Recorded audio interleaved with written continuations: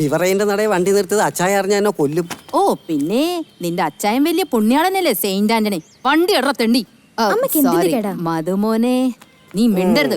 അവിടെ ഒരാൾക്ക് ഇപ്പൊ വിറയല് തുടങ്ങിക്കോണം. ഈ തള്ളേമോള് എവിടെ പോയി കിടക്കുന്നു? പണി ഇത്രയല്ലോ മാധവേ. മോളെ ഡയനെ, എന്തു വിളിയാണ് ഈ പെണ്ണ്? കുളിമുറി കയറിയ 1.5 മണിക്കൂർ ജലപ്പിശാച്.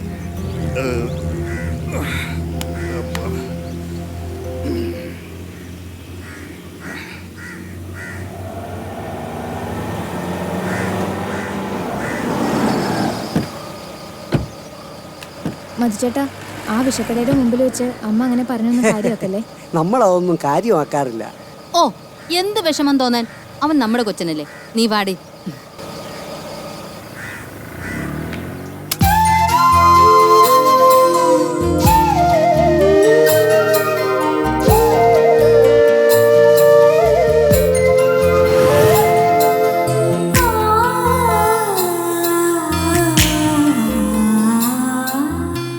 ഡയന, ദാ അമ്മ അനിയത്തി വന്നു. മോളിങ്ങ, ഇന്ന് എന്ത് വർക്കായിരുന്നു പിന്നെ? ഓ എന്ത് വർക്ക്? 3/4 മീറ്റർ തുണിയില് ഒരു ബ്ലൗസും അരപ്പാവടയും. കാണാൻ 900 പേരും. നീ എന്തിനാ എന്റെ മോളെ അങ്ങനെ കിടിച്ചേ? ഓ പിന്നെ പപ്പ കൊറേ സമ്പാദിച്ചു വെച്ചിരിക്കല്ലേ 2 പെമ്മക്കൊക്കെ. ഇതതുകൊണ്ട് പൊടി. അച്ചാമോ, ഒന്നുമില്ലേടേ, വിറച്ചിട്ട് പാടില്ല. തീർത്ത് കളയരുത്. നീ ഇടയായിട്ട് ഇത്തിരി കൂടുന്നുണ്ട് കേട്ടോ. എവിടെ? അതല്ല, കുടി കണക്കായിപ്പോയി. അതെ, നിങ്ങൾ കളച്ചുണ്ടാക്കിയതൊന്നുമല്ലല്ലോ. ഞാനും എന്റെ കൊച്ചും കൂടി കഷ്ടപ്പെടുന്നതല്ലേ. തോന്നും പോലെ ചെയ്യും.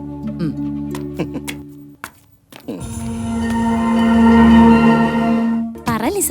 ഒന്നുമില്ല ഡയാന, ഒരു ഞരമ്പ് രോഗി കാക്ക മുസ്തഫ, അയാളുടെ ഒരു ഫാനിന്റെ പരസ്യം 60 സെക്കൻഡ് ടിവിയിലൊക്കെ വരും. വരും. ചേച്ചി ഇത്തിരി വെള്ളം ചൂടാക്കി തടി. എന്തെങ്കിലും കാര്യം കാണാൻ ചേച്ചി, അല്ലെങ്കിൽ വായി തോന്നിയത്. എടി മക്കളെ, അമ്മച്ചിക്കും വേണം ഇച്ചിരി ചൂടുവെള്ളം. വല്ലാത്ത ബാക്ക് പെയിൻ. അതിന് അമ്മയ്ക്ക് എന്ത് പണിയായിരുന്നു? ജോലി ചെയ്തത് ഞാനല്ലേ. നീ തന്നെ അത് പറയണോടി. നിനക്കൊരു പോറൽ പോലെ ഏൽക്കാതിരിക്കാൻ അമ്മച്ചിക്കൊരു പണിയില്ലെന്നാണോ നിന്റെ വിചാരം? മതി വിസ്തരിച്ചത്. പിന്നെ നീ മിണ്ടരുത്. മക്കള് വാ.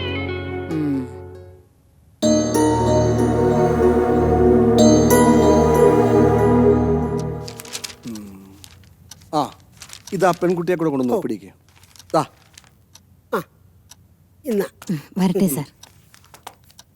ഈ കൊച്ചിനെ കൊണ്ട് ഇത് ചെയ്യാൻ പറ്റുമെന്ന് പലവട്ടം മറ്റോട് ചോദിച്ചതാ. ഞാനാണ് ഇത് പറഞ്ഞ് ശരിയാക്കിയത്. ഇതിന് ചില ചടങ്ങുകളൊക്കെ ഉണ്ട്. ശരിയാക്കി തരാം.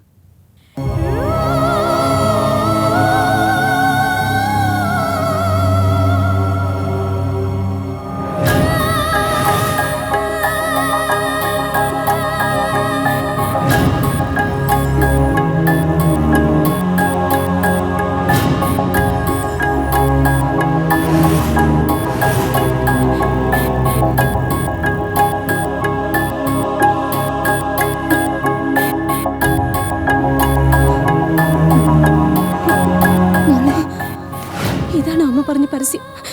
ഇതാണ് അമ്മ പറഞ്ഞ എന്റെ ഭാവി. ഇനി എത്ര പേരും കൂടി വരും? അമ്മയോട് ക്ഷമിക്കും. മിണ്ടരുത്. അമ്മ ഗംഗയോടൊന്നും മിണ്ടരുത്. നമുക്ക് ജീവിക്കണ്ടേ?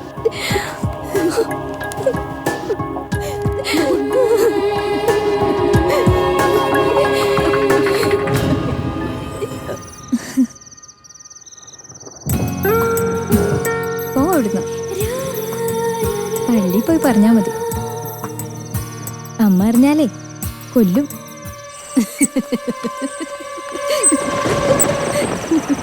രാത്രി ഇതേപോലെ ഇടിയും മിന്നലും, ട്രെയിനിന്റെ പൂവ്, ഇപ്പോഴും അതൊക്കെ ഓർക്കുമ്പോൾ ദേഹം മറയ്ക്കും. അച്ഛനതൊന്നും ഓർക്കുന്നില്ലേ?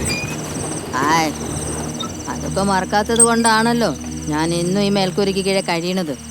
അല്ലെങ്കിൽ എന്നോ എൻ്റെ കൊച്ചിനെയും കൊണ്ട് പാട് നോക്കി പോയനെ. തുടങ്ങി. കയ്യിലുള്ള കാശും കളഞ്ഞ് കള്ളും വാങ്ങിച്ചു കൊടുത്ത് ഇയാളുടെ കരച്ചിലും കാണണമല്ലോ മാതാവേ. നിനക്കിതൊക്കെ പറയാടി.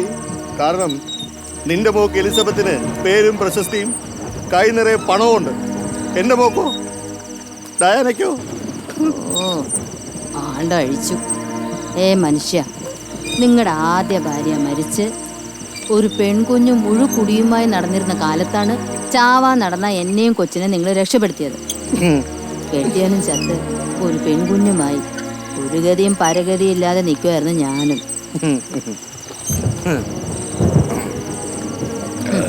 എന്നെ നിങ്ങൾ രണ്ടാം കെട്ട് കെട്ടി രക്ഷപ്പെട്ടെന്ന് ഞാനും കരുതി. എന്നിട്ടോ ഒരു നെല്ലിട മാറിയോ? പഴയതിലും കൂടുതലായി കള്ളും കുടിച്ച് എല്ലാം നശിപ്പിച്ചു, വിറ്റ് തെളിച്ചു ഒക്കെ. കാശിന് വരുമാനമില്ലാത്ത നിങ്ങളെ കളഞ്ഞിട്ട് ഞാൻ പോയോ? നിങ്ങൾക്കും നിങ്ങളുടെ മോക്കും തിന്നാനും കുടിക്കാനും ഉടുക്കാനും ഒക്കെ ഞാനല്ലേ തരണത്. എന്നിട്ട് അതാണല്ലോ എൻ്റെ കുറ്റം ഇപ്പോ.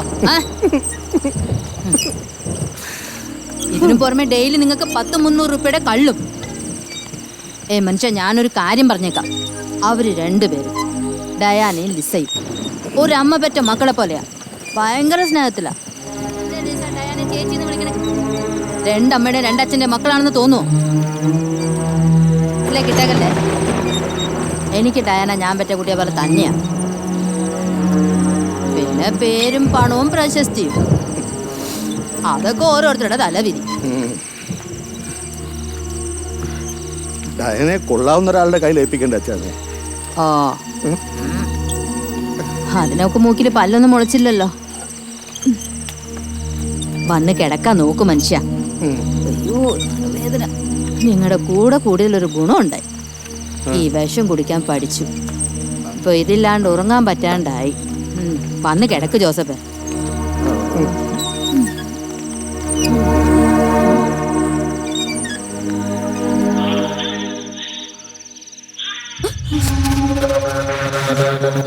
നീയായിരുന്നോ ചേച്ചി? ഞാൻ പിന്നെ വിളിക്കാമേ. എന്താണ് ഇതില്? എന്നെ കാണുമ്പോ ഇതെന്തിനാ അടയ്ക്കണേ? അതൊന്നും എന്റെ പൂച്ചക്കുട്ടി ചേച്ചിക്ക് കാണാൻ കൊള്ളാവുന്നതല്ല. ഇതൊന്നും നല്ലതല്ല ലിസ. സാധാ നേരെ ഒരു ഫോണ് കാതില്. വല്ല രോഗവും വരും നിനക്ക്. എന്താടി ഇതൊക്കെ യൂസ് ചെയ്യാത്ത ആരാടി ചേച്ചി ഇപ്പം? ചേച്ചി അല്ലാതെ രോഗം വരുവാണെങ്കിൽ എല്ലാവർക്കും വരില്ലേ? നാട്ടോടെ വന്ന നായ്ക്കെന്ത് ഛേദം എന്നൊരു ചൊല്ലുണ്ട്. അതെ, മേക്കപ്പ് മാൻ കുമാർജി പറഞ്ഞു ഈയിടെയായിട്ട് എന്റെ വയറിത്തിരി കൂടിയിട്ടുണ്ടെന്ന്. സത്യമാണോ? വയറ് കൂടിയിട്ടുണ്ടോ? ഈ കണ്ട മേക്കപ്പ് മാൻമാർക്കൊക്കെ എന്തിനാ നിന്റെ വയറ് കാണിച്ചു കൊടുക്കുന്നത്? എന്റെ മന്ദബുദ്ധി ചേച്ചി, ഒരു മോഡലിനെ ഒന്നും ഒളിപ്പിക്കാൻ പറ്റില്ല. ഒരു മോഡലിന്റെ ശരീരം രാഷ്ട്രത്തിന് സമർപ്പിക്കാനുള്ളതാണെന്നാ അച്ചായൻ പറയാറ്. ഇത് പറ, എന്റെ വയറ് കൂടിയോ? പെൺകുട്ടികൾക്ക് ഇത്ര വയറൊക്കെ വേണ്ടേ? എന്റെ ബുദ്ധൂസേ, ഒരു മോഡൽ ഗേളുടെ ദേഹത്ത് ആവശ്യമില്ലാത്ത 1 ഗ്രാം മാംസം പോലും കാണാൻ പാടില്ല. എയറോബിക്കും ഡയറ്റും ഒക്കെ വീണ്ടും തുടങ്ങണം. ചേച്ചി പോയി കിടന്നോ.